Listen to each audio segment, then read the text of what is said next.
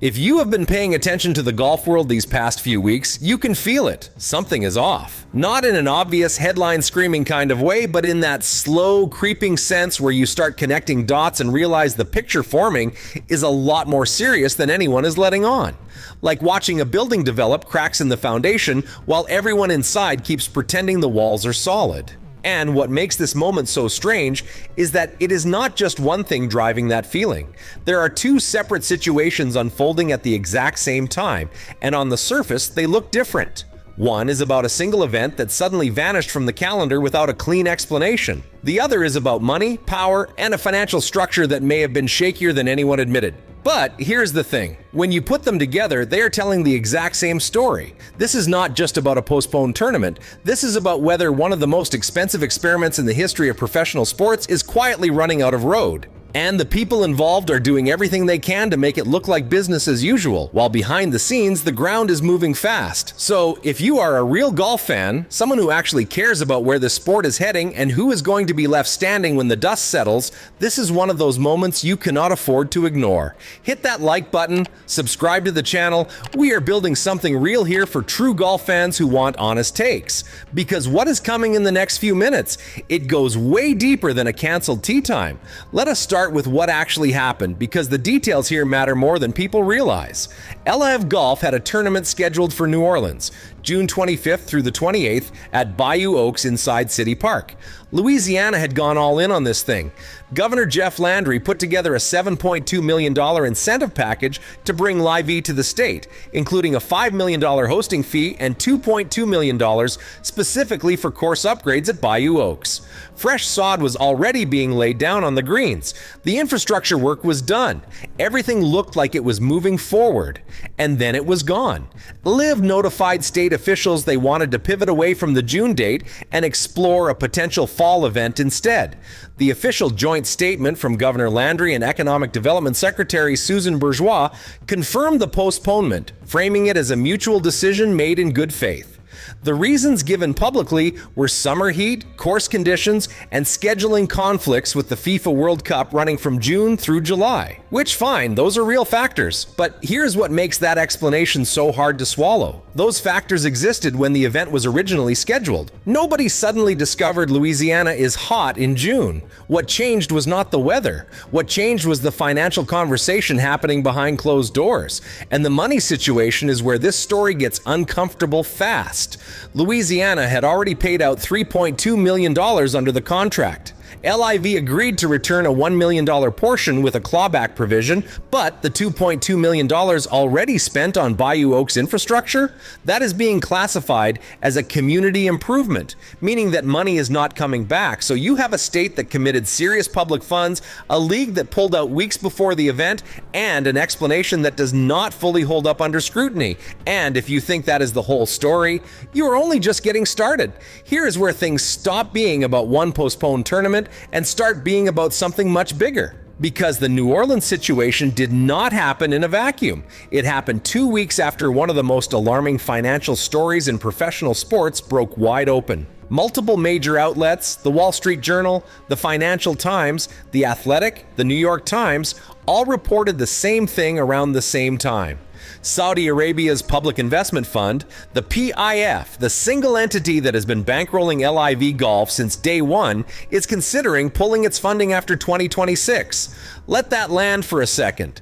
The PIF has injected more than $5 billion into LIV Golf since the league launched in 2022. And according to reports, the league has been burning through roughly $100 million every single month. Not turning a profit, not breaking even, bleeding. And now the organization writing those checks is publicly shifting its strategy toward domestic investments inside Saudi Arabia, explicitly moving away from international ventures that have not delivered a return. LIV Golf, which has never come close to profitability, fits that description perfectly. Then came the nude vergattering.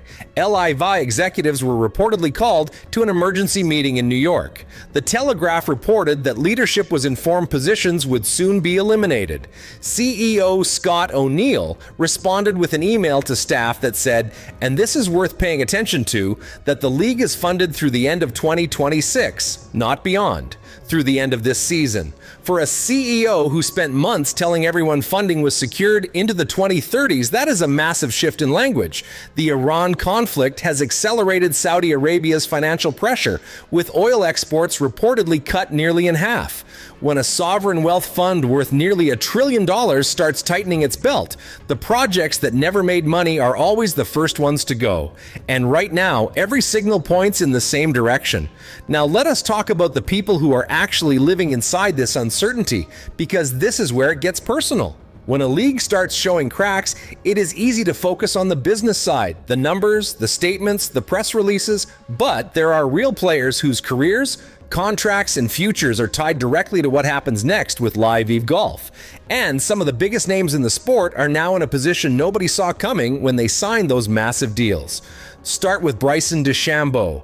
According to reports from The Athletic, during Masters Week, DeChambeau was already holding meetings with other organizations, quietly exploring his options in case things at LIV fall apart. His contract extension had not been finalized as of April 2026.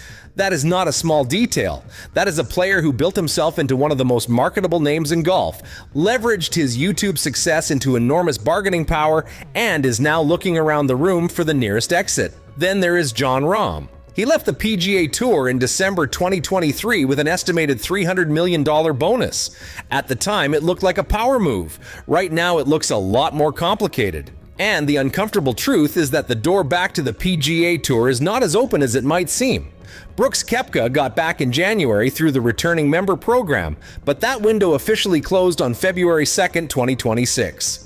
Players who passed on that opportunity now face reinstatement terms that insiders describe as significantly less favorable. PGA Tour CEO Brian Rowlap has publicly said he wants the best players in the world competing on tour, but the players already there tell a different story. One insider summed it up clearly. We have 95% of the best players in the world. We can live without the other 5%. That is not an open door. That is a wall with a very small window, and that window is closing fast. So here's where we are. LIV Golf has no events scheduled after its team championship in Michigan in August. The New Orleans postponement created a 47-day gap in the middle of the season with no tournament, no momentum, and no clear answer about what comes next. For a league that was supposed to be disrupting professional golf, that kind of silence speaks volumes, and the people running it know it.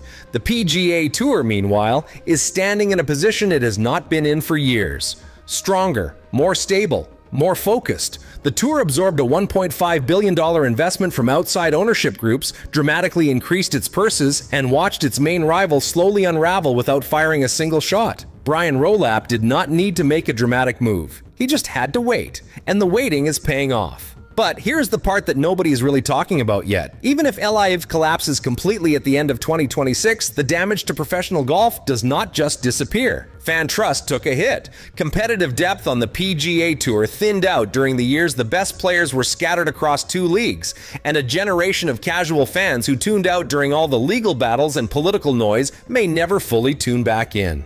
Winning this war does not automatically fix everything the war broke.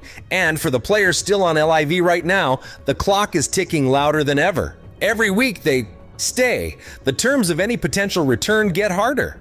Every event that gets postponed or canceled chips away at their leverage. And every press release that talks about fall reschedules and new visions without a single confirmed date is another reminder that nobody really knows how this ends.